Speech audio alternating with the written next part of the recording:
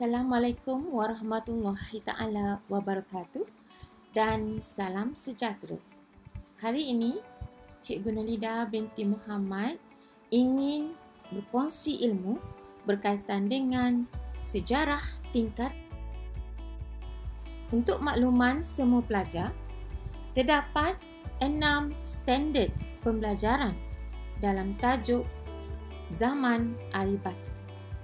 Pertama, pelajar perlu mengenali dunia kita. Kedua, menyenaraikan zaman air batu.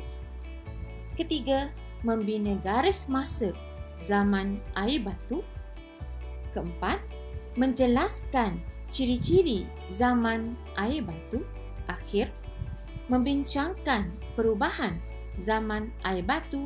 Dan yang keenam, menilai kesan perubahan di Asia Tenggara. Kepada tajuk yang pertama, mengenali dunia kita.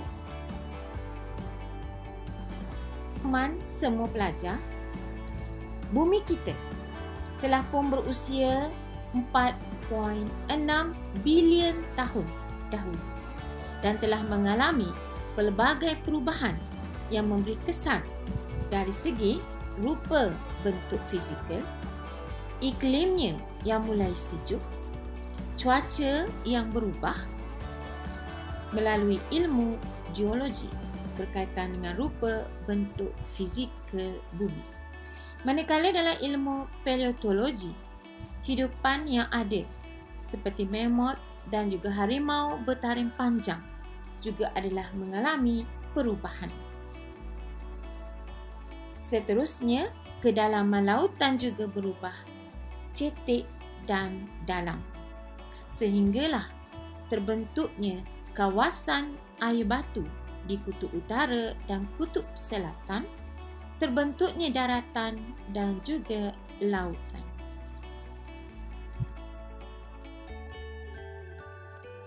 Semua pelajar, pembentukan fizikal bumi telah berubah daripada 650 juta tahun dahulu, yang ketika ini bumi kita tidak mempunyai hidupan. Kemudiannya, pada 390 juta tahun dahulu, air laut masih lagi tahu wujud hidupan seperti ikan dan amfibia. Manakala pada tahun 195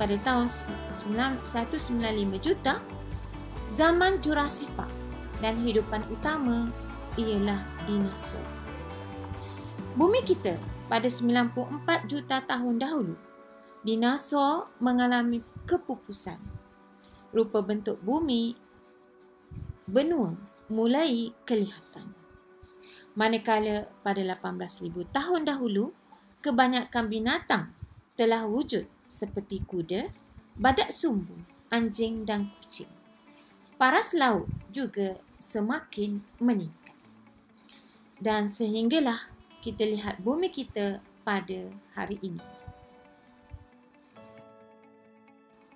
Terdapat 6 lautan penting di dunia yang perlu pelajar ketahui, iaitu Lautan Pasifik Selatan, Lautan Atlantik, Lautan Selatan, Lautan Hindi, Lautan Pasifik Utara dan Lautan Arktik. Manakala terdapat 6 benua ataupun daratan yang kita kenali sebagai benua Amerika Utara, Amerika Selatan, Afrika, benua Eropah, Asia dan Oseania.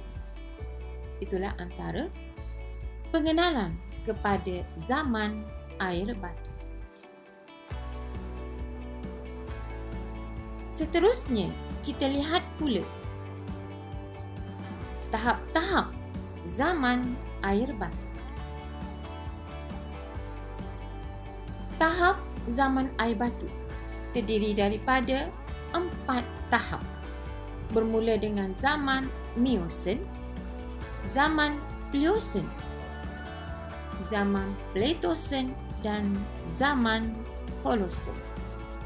Zaman Miocene berlaku pada 23 hingga 5 juta tahun dahulu, di mana ketika itu gunung ganang telah terbentuk.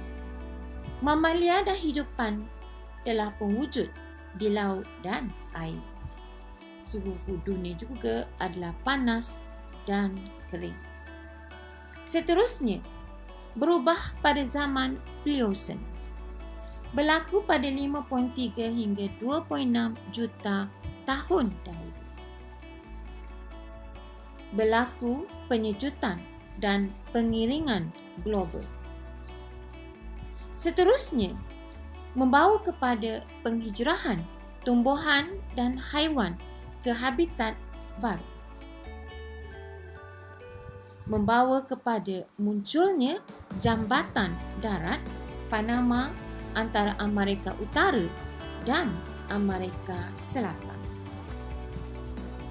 Dan yang terakhir, terbentuknya dataran tinggi Grand Canyon di Colorado, Amerika Syarikat.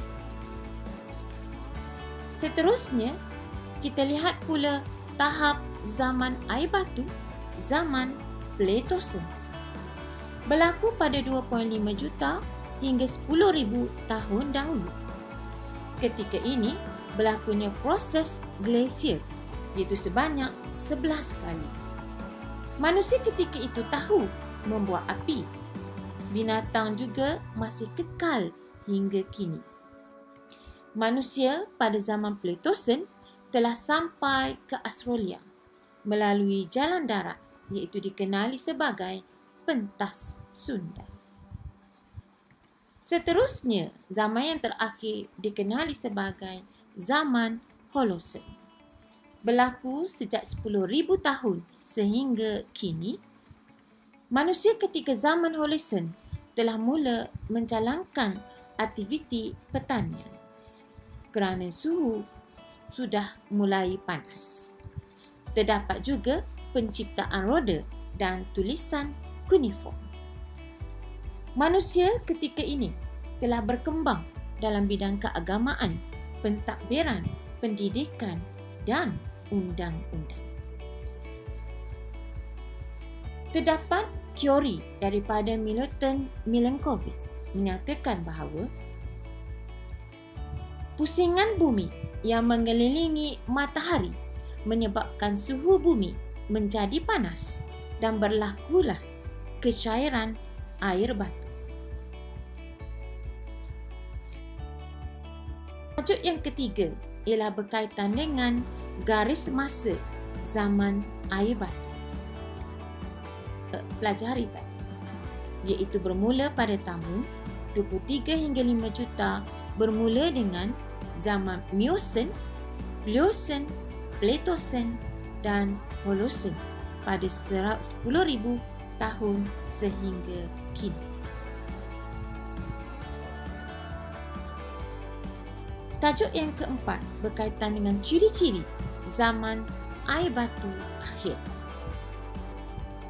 Untuk makluman semua pelajar, pada zaman air batu akhir berlaku proses pengglasiran, iaitu suhu dunia semakin meningkat menyebabkan berlakunya kecairan air batu sehingga terbentuknya tasik dan paras air laut mulai meningkat. Kecairan air batu menyebabkan paras air laut meningkat.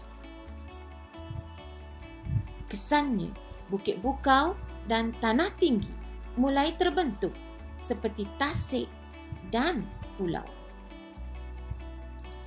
Perubahan cuaca juga berlaku, iaitu tidak lagi sejuk sehingga memberi kesan kepada aktiviti manusia sehingga meningkatkan suhu dunia. Seterusnya, peningkatan suhu dunia berlaku 9 darjah Celsius setiap 50 tahun menyebabkan kenaikan paras air laut. Terdapat beberapa ciri-ciri zaman air batu akhir. Pertama, aras lautnya rendah. kerana permukaan air laut mulai membeku menyebabkan pulau bersambung dengan tanah besar dan membawa kepada berlakunya imigrasi perpindahan. Kehidupan manusia yang tinggal di kawasan tanah pamah yang sejuk dan hidup secara nomad dan memburu binatang. Manakala ciri fizikal bumi, permukaan air lautnya membeku menyebabkan kawasan bumi dilitupi salji. Seterusnya, binatang seperti memot berbulu, badak, kuda dan singa tinggal di kawasan tanah pamah yang sejuk. Tumbuh-tumbuhan seperti rumput dan tumbuhan renik yang menjalar. Ciri yang terakhir ialah suhu dunia terlalu sejuk dan dipenuhi salji, terutamanya di kawasan kutub dan benua Eropah.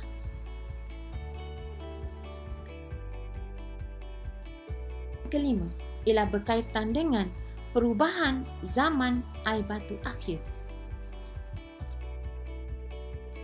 Pelajar, terdapat kesan perubahan zaman air batu akhir.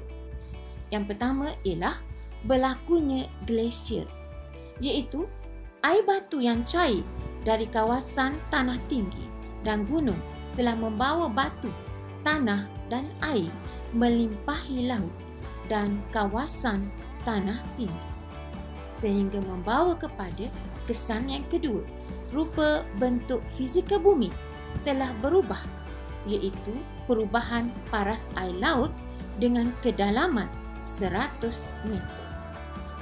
Ketika ini terbentuknya tasik-tasik air tawar seperti Great Lake di Kanada dan tasik Dayang Bunting di Malaysia. Kesan yang keempat, berlakunya kepupusan binatang. Pada zaman Pleistocene, seperti mammoth, sloths dan harimau bertaring, semakin pupus. Berlaku juga perubahan iklim di mana manusia bergerak dari benua Afrika dan mendiami benua Eropah dan Asia kerana dipengaruhi oleh suhu di Asia dan Eropah yang tidak terlalu sejuk. Kesan yang terakhir ialah berlakunya kegiatan radiasi bumi, iaitu merupakan penyebab utama kepada peningkatan suhu bumi. Tajuk yang terakhir ialah berkaitan dengan kesan perubahan zaman air batu di Asia Tenggara. Untuk makluman semua pelajar, terdapat dua kesan di Asia Tenggara, iaitu kenaikan paras air laut di pentas Sunda.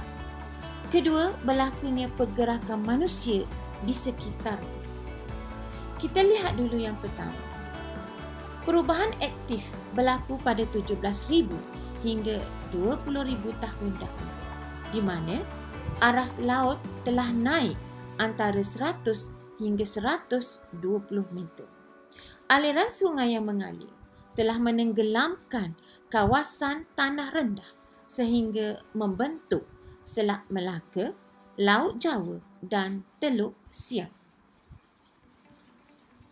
Kesan yang kedua berkaitan dengan kawasan yang menghubungkan daratan dengan kelautan yang dikenali sebagai pentas Sunda. Manusia yang tinggal di Asia Tenggara ketika itu, kawasan pentas Sunda ini menyebabkan mereka bergerak migrasi dan berkongsi tamadun yang sama di Kepulauan Melayu seperti kepercayaan, bahasa dan budaya. Ini adalah kerana mereka berhubung daripada kawasan daratan dan kelautan yang memenuhi kawasan pentas Sunda.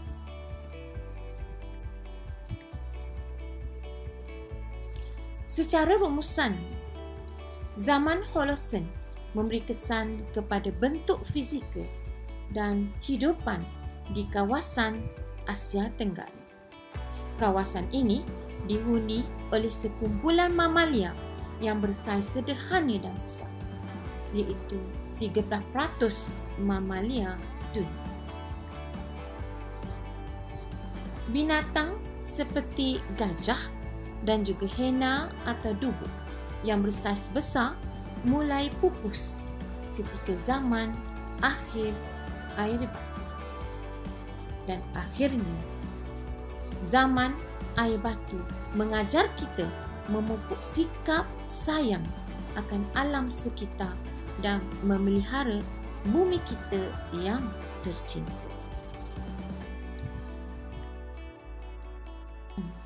Cikgu menyediakan soalan pengukuhan kepada pelajar dengan harapan pelajar dapat mengulang kaji dengan lebih mendalam berkaitan dengan tajuk bab 2 sejarah tingkatan 1. Cikgu mengucapkan terima kasih kepada semua yang menonton channel sejarah Cikgu Ida. Dan cikgu mengucap Assalamualaikum warahmatullahi taala wabarakatuh dan terima kasih. Jangan lupa subscribe channel sejarah Cikgu Ida.